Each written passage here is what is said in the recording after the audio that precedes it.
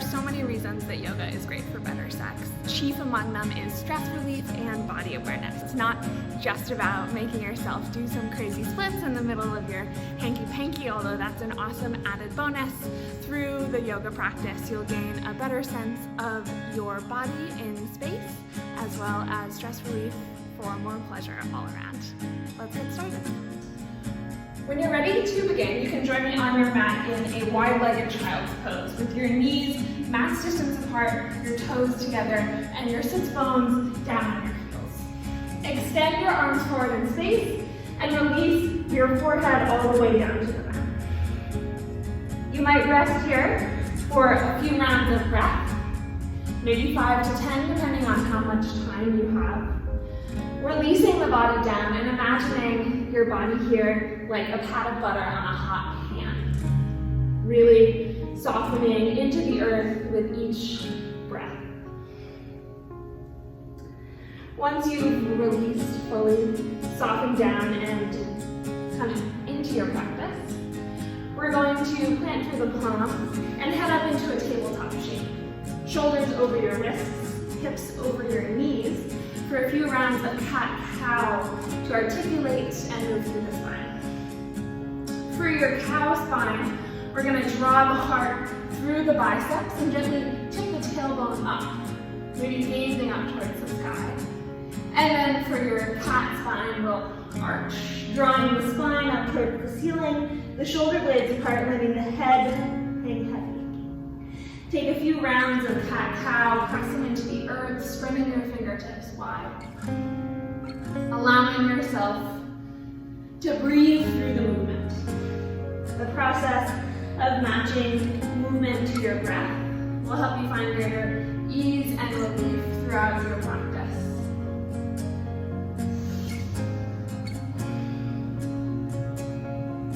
After a few rounds of cat-cow, we're going to come into a neutral spine. Plant through the palms, tuck your toes, and press your hips up for downward facing dog. When you arrive in downward facing, your feet are hips distance apart. You might step them a little closer together, a little farther apart, depending on how your stance was as you arrived. And your hands are shoulders distance apart. Palms pressing firm into the mat, fingertips spread. Engage your low belly here, drawing your low belly in towards your spine, and drawing your hips a little higher up towards the sky. Take a nice big breath. Feeling the strength in this foundational posture from the opening through the backs of the legs. Hold on your next exhale. On your inhale breath, we're going to lift the right leg up and then draw your right knee into your nose, shifting shoulders over your wrists. Gently lower down into your half pigeon pose, bringing your shin down to the mat and using your back toes to kind of walk farther back on the mat, opening up through the hips. In half pigeon, that front shin is working parallel towards the short edge of your mat. It might not be all the way there yet, and that's totally fine. That front foot is really strongly flexed, and hips and shoulders are both working to square towards the front.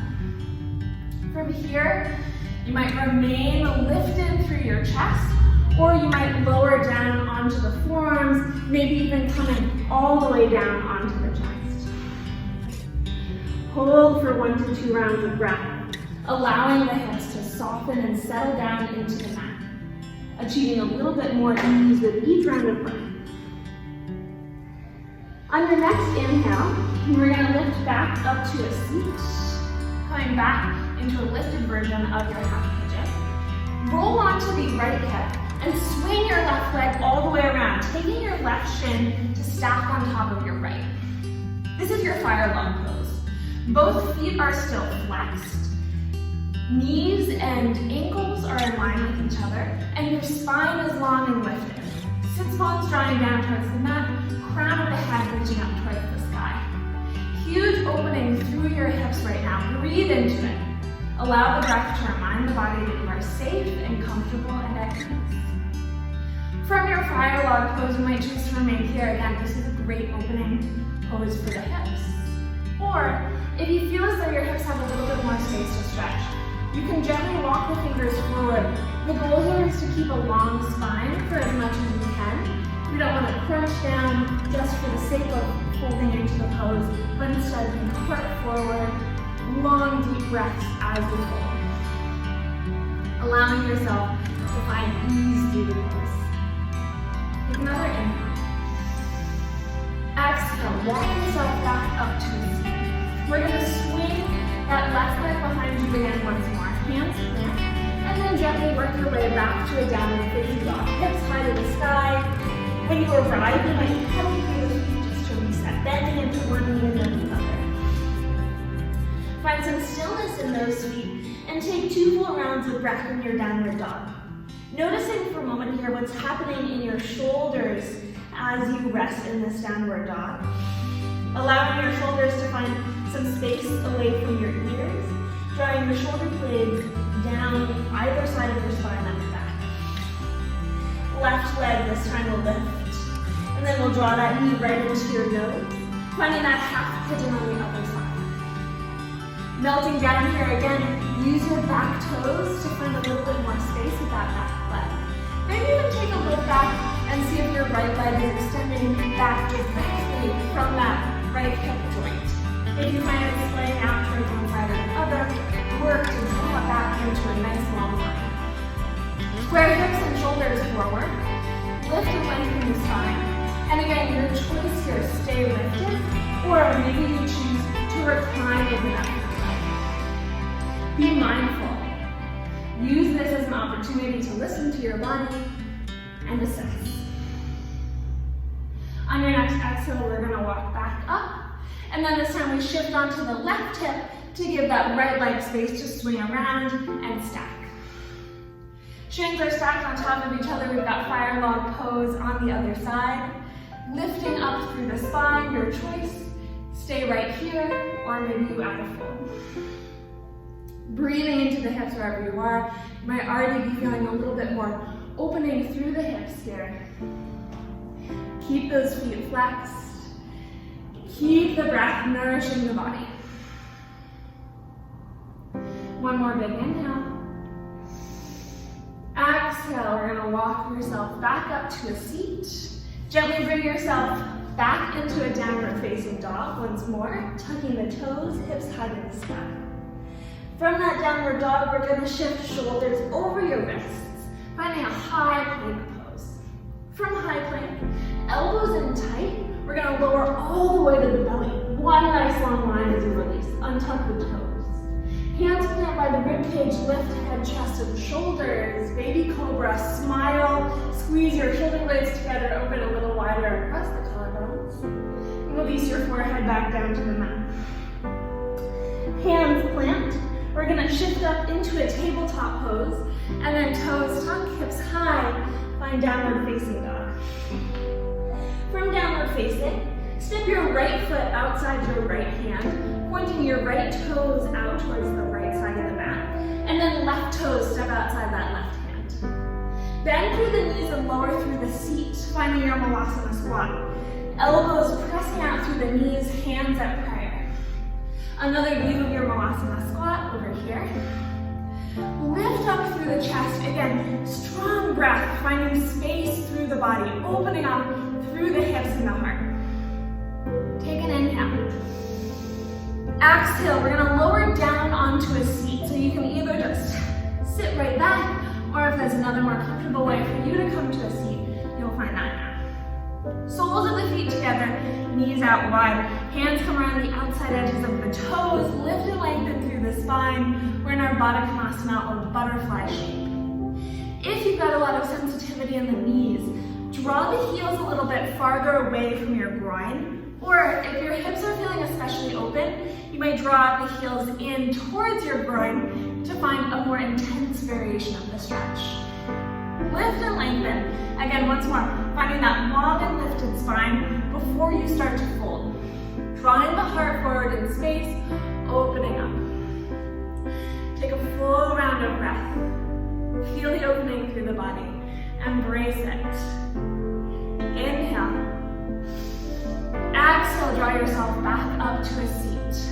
We're gonna plant the soles of the feet down on the mat, knees point up towards the sky, and gently lower your spine all the way down on the mat.